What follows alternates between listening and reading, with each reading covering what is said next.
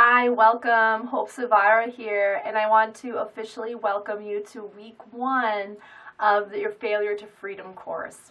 So this week's affirmation is a really powerful one, and it's one that I really want you to take some time focusing on and meditating on and working with, because this will set the foundation for the next 5 weeks to come in the hopes of really moving yourself forward out of your comfort zone and into the best life possible.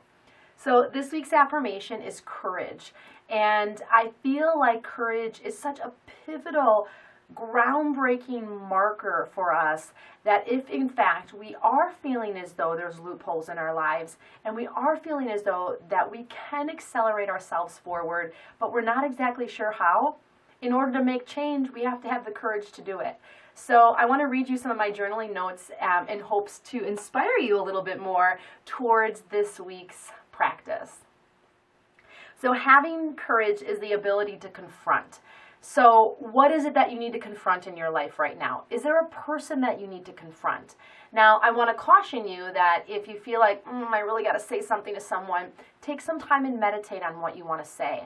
When we muster up the courage, we don't want to be fueled by anger. We want to be fueled by empowerment and clarity. So when we think about courage equaling confronting, we really want to make sure that we're confronting things for the right reasons. For most of us, that which needs confronting is fear, discomfort, anger, uncertainty. And for me, the fear thing is such a huge component as to what was keeping me kind of in the septic tank of my eating disorder and keeping me at the foot of failure continuously over and over again was I was afraid.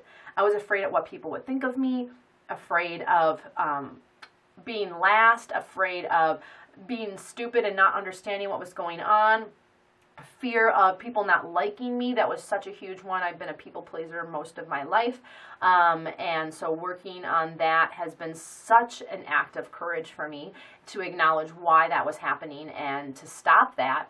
And so I have to continuously bring courage into my life on a daily basis in order to say, no, I'm going to stop this cycle. I'm not going to continue to act this way. I need to be able to speak my truth, not be afraid of my truth, and understand that, you know what, not everyone's going to like me. But that's not a reason for me not to accelerate myself forward. So I have to have courage every single day to stand up for myself, to believe in my business, to speak up for my family, to speak up for my children, to be a voice. And every single day I do that, and with that I do it with courage. So we can't practice anything consistently without courage. I would totally agree to that. Think about all the things in your life that you've pushed through from beginning to end. I'm in a course right now, and it's really pushing some of my buttons and ruffling some of my feathers because it's things that I'm not used to. It's things that are making me uncomfortable. It's pushing me into a place of having to do things that aren't my normal routine. Things I totally can do, but it's making me have to reflect and look outside my comfort zone. Okay, how much do I want this? Do I want to move from failure to freedom? Do I want what I say I want? And I have to have the courage and the guts to keep going, even though in my head I may be feeling uncomfortable. So when I think about courage, I often think about, okay, acting in courage means that we are acting on what our soul yearns for, what our soul desires from us. And when we bring that courage in, when we bring in that, like, I am so sick of being everybody's doormat. I am so done with just kind of moving through life. We have to have the balls to show up, so to speak. And I think for me, when I look back in my life and when I look at other people, and some people I would be angry with, or I'd be like, ugh, like, what do they think they are? It usually was because I was jealous. I was jealous because they had the courage to step up and do something in their life to get what they want. And quite frankly, I wasn't willing to. I wasn't ready to.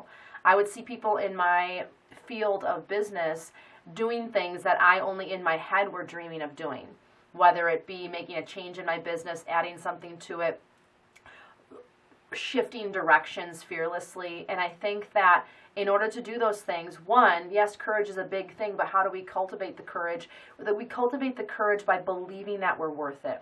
We cultivate the courage by saying to ourselves, either I need to learn to be okay with how things are right now, because if I'm not willing to change anything, that's what's going to happen. I have to learn to be okay with everything that is right now in order for me just to not change anything. So when we decide that we're not happy anymore where we are, where we're uncomfortable and we're being pushed, we have to be willing to be pushed. We have to be willing to get uncomfortable. We have to be willing to use our voice at the expense of maybe losing somebody, or shifting our business, or totally changing directions, or whatever it is. No matter what we do, there's going to be a risk. But at this point, when I act in courage, I'm willing to take that risk, because if I don't, I will never know. So this week, if you don't take that, you will never know. Step up with courage, whether it's to speak up to somebody, whether it's to change maybe your direction in your business, or change your focus with your kids, or whatever it is. Know that you're going to get uncomfortable when you do that, but the result is, again, what this whole course is about, moving from failure into freedom. And you absolutely deserve that freedom. And I'm here to support you along the way. All right, good luck this week. I'm here for you. From my heart to yours, from my soul to yours. Do the work, and I'll see you next week. Namaste.